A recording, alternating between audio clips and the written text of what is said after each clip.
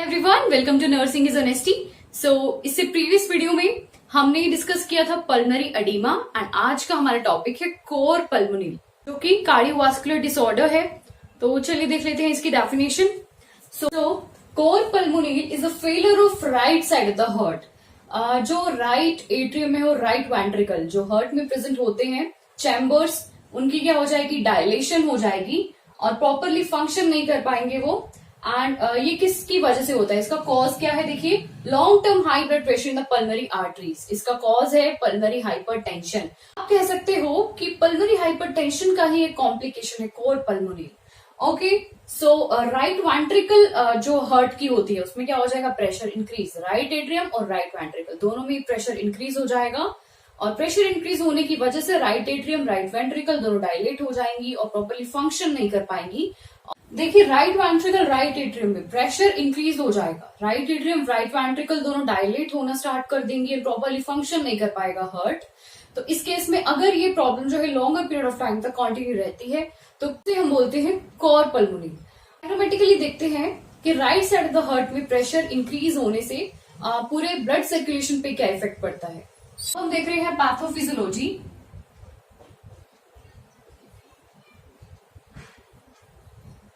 देखिए ये है लेफ्ट एट्रियम और left ventricle, right atrium right ventricle. ये दो वॉल्व्स प्रेजेंट है, mitral valve and tricuspid valve. Mitral valve को हम बाइकस्पिड वॉल्व बोलते हैं क्योंकि इसमें टू कस्प प्रेजेंट होते हैं इस तरीके से।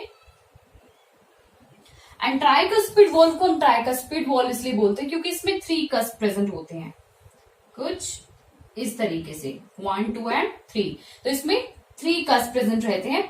और ये देखिए ये पल्मोनरी आर्टरी है, दो हमारी पल्मोनरी आर्टरीज हैं और ये है हमारी पल्मोनरी वेन्स।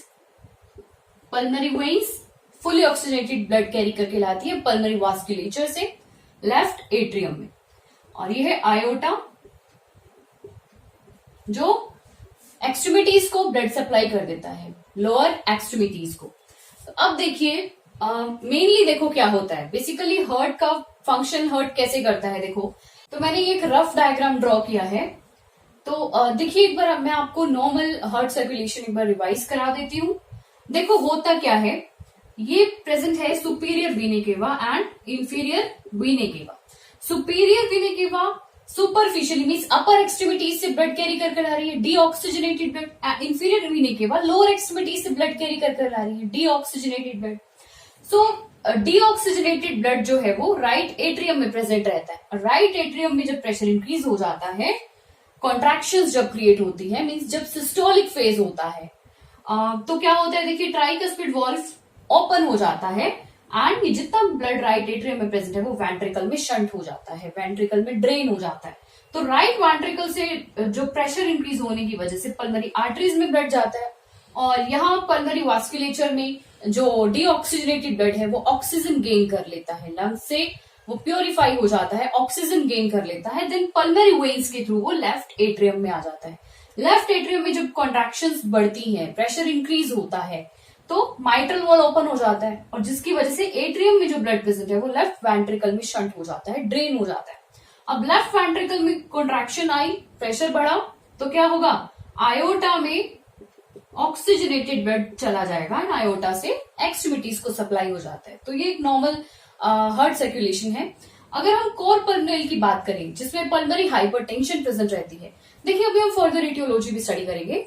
तो देखिए अगर हाइपरटेंशन प्रेजेंट है, पल्मोनरी हाइपरटेंशन, तो उसकी वजह से देखो क्या हो रहा है, जो राइट एट्रियम है और राइट वेंट्रिकल है यहां पर प्रेशर इंक्रीज हो जाएगा।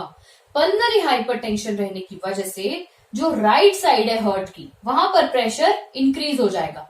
अब नॉर्मली क्या हो रहा था, प्रेशर इंक्रीज रहता है left side of the heart में जहां से ब्लड पूरी बॉडी को सप्लाई होना होता है। नॉर्मली प्रेशर इंक्रीज रहता है लेफ्ट साइड में, बट इस कंडीशन में और पल्मोनरी की कंडीशन में जो प्रेशर है वो राइट साइड इंक्रीज रहेगा। और जब प्रेशर राइट साइड इंक्रीज रहेगा तो देखिए क्या होगा, जो राइट एट्रियम है और राइट वेंट्रिकल है, इसमें स्ट्रेन क्रिएट होगा, स्ट्रेन अकर होगा, और ये दोनों जो है एट्रियम, जो अपर एंड लोअर 2 चैम्बर्स हैं, right atrium and right ventricle, इनमें डायलेशन क्रिएट हो जाएगी, हार्ट प्रॉपर फंक्शन नहीं कर पाएगा। इस पोर्शन में, राइट पोर्शन में कॉन्ट्रैक्शन रिलैक्सेशन फेज प्रॉपरली नहीं हो पाएगा, जिसकी वजह से जो डीऑक्सीजनेटेड ब्लड है वो प्योरिफिकेशन के लिए प्रॉपरली नहीं पहुंच पाएगा, पल्मोनरी वास्कुलेचर में नहीं पहुंच पाएगा प्रॉपरली। तो देखिए सबसे पहले क्या होगा, पल्मोनरी हाइपरटेंशन, जैसे मैंने आपको बताया कॉजेस हम इसके फर्दर करेंगे कि पल्मोनरी हाइपरटेंशन होने का कॉज क्या है, और कोर पल्मोनरी जो है वो पल्मोनरी हाइपरटेंशन की एक कॉम्प्लिकेशन है, आप बोल सकते हो। देखिए पल्मोनरी हाइपरटेंशन के रिजल्ट में क्या हो रहा है, right side of the heart में प्रेशर इंक्रीज हो रहा है, pressure increase in right side of the heart,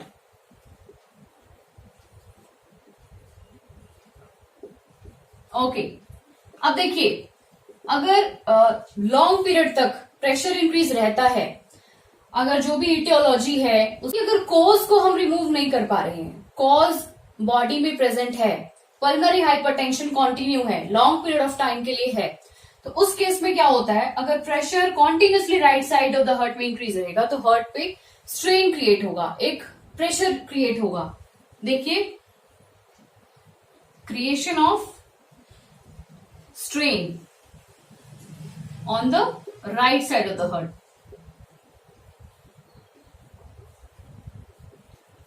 और देखिए इसे ही हम बोल रहे हैं cor pulmonale, leading to cor pulmonale. तो आई होप आपको ये क्लियर हो गया होगा कि कॉर पल्मोनेल किस तरीके से क्रिएट हुआ है। अब हम देखते हैं aetiological factors and risk factors of cor pulmonale. Means जो पल्मोनरी हाइपरटेंशन है उसकी इटियोलॉजी क्या है, उसके कॉजेस क्या है, रीजन क्या है कि वो पल्मोनरी हाइपरटेंशन अराइज हुई बॉडी में। अब हम देख रहे हैं इटियोलॉजी। सो फर्स्ट है क्रोनिक ऑब्स्ट्रक्टिव पल्मोनरी डिसीज, जिसे हम COPD बोलते हैं। C stands for chronic, O stands for obstructive, P stands for pulmonary and D stands for disease. COPD हम बोलते हैं क्रोनिक ऑब्स्ट्रक्टिव पल्मोनरी डिजीज को। और इसमें देखो क्या होता है, जो एयरवेज होते हैं, लंग्स में जो एयरवेज प्रेजेंट होते हैं वो थिकन हो जाते हैं और क्या हो जाते हैं, इन्फ्लेम्ड हो जाते हैं। इस डिजीज में जो लंग्स में एयरवेज हैं वो थिकन हो जाते हैं, इन्फ्लेम्ड हो जाते हैं, जिसकी वजह से पेशेंट को ब्रीदिंग डिफिकल्टी हो जाती है।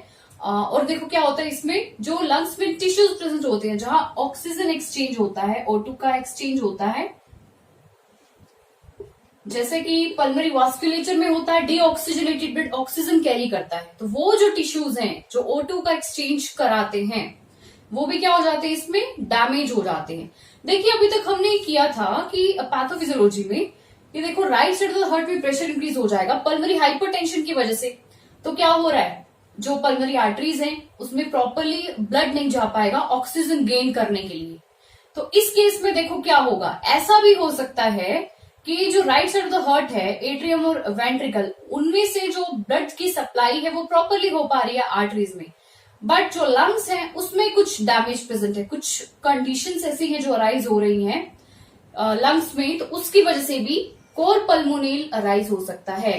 अगर ऑक्सीजन एक्सचेंज नहीं होगी, जो डीऑक्सीजनेटेड ब्लड है वो ऑक्सीजन कैरी नहीं कर पाएगा, पल्मोनरी वेन्स में भी नहीं जा पाएगा, उस वजह से भी right side of the heart में प्रेशर इंक्रीज हो जाएगा ना।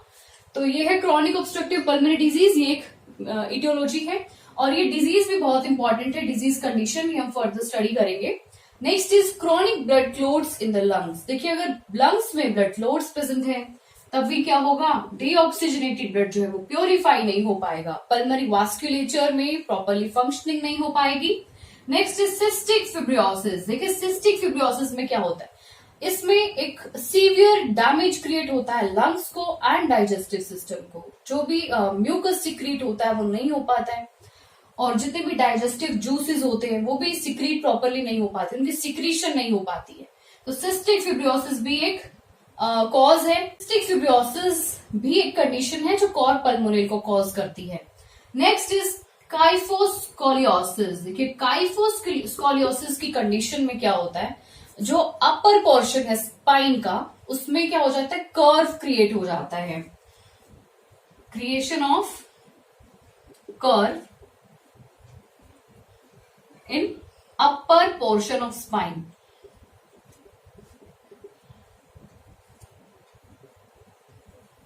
ओके, सो आपने काइफोस्कोलियोसिस के भी कुछ पेशेंट्स देखे होंगे जो कि झुक कर चलते हैं, उनके जो अपर पोर्शन होता है स्पाइन का उसमें कर्व बना हुआ होता है।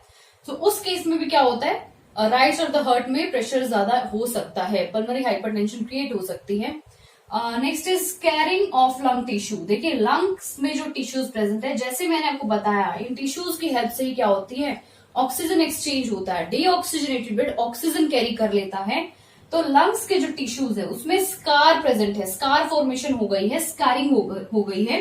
तो इस कॉज से भी क्या हो सकता है, जो टिश्यूज है वो प्रॉपरली फंक्शन नहीं कर पाते हैं, इनमें जो ऑक्सीजन एक्सचेंज होनी है वो नहीं हो पा रही है। और देखिए अगर इनमें से भी कोई कंडीशन पेशेंट में प्रेजेंट नहीं है, तब हम जो कॉज है वो आइडियोपैथिक मानते हैं।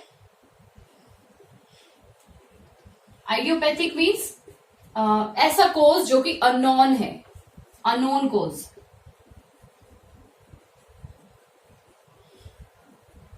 ओके, सो अब देखते हैं कुछ क्लिनिकल मैनिफेस्टेशंस।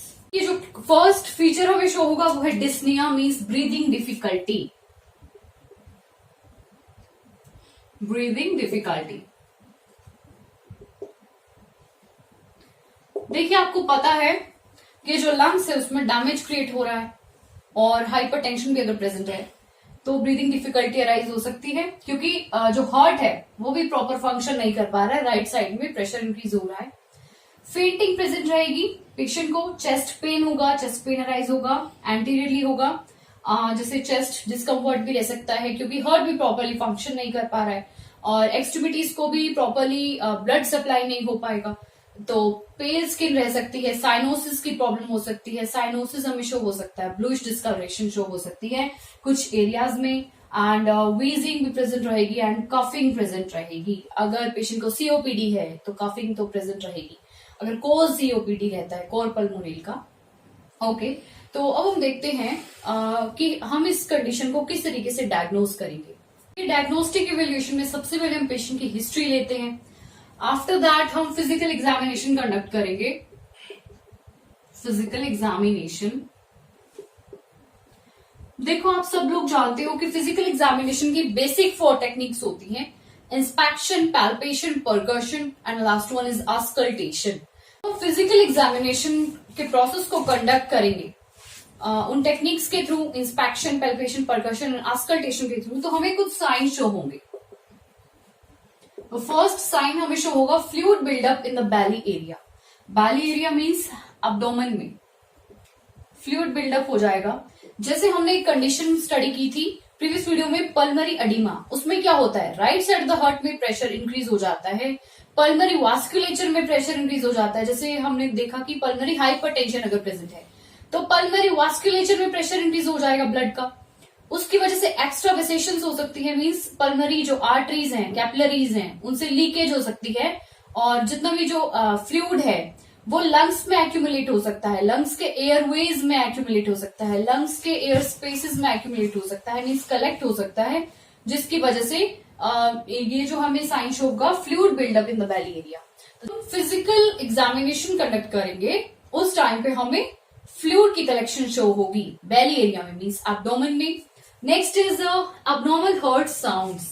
ये जो हार्ट साउंड्स है वो भी अबनॉर्मल रहेगी अगर हम ऑस्कल्टेट करते हैं विद हेल्प ऑफ स्टेथोस्कोप, तो हार्ट साउंड भी हमें अबनॉर्मल शो होंगी, क्योंकि हार्ट में जो सिस्टोलिक फंक्शन है, सिस्टोलिक फेज है, मीन्स जो जिसमें कॉन्ट्रैक्शन क्रिएट होती है, राइट साइड में प्रेशर इंक्रीज है तो वो जो है प्रॉपरली नहीं हो पा रहा है, तो उस वजह से हार्ट साउंड भी अबनॉर्मल रहेंगी।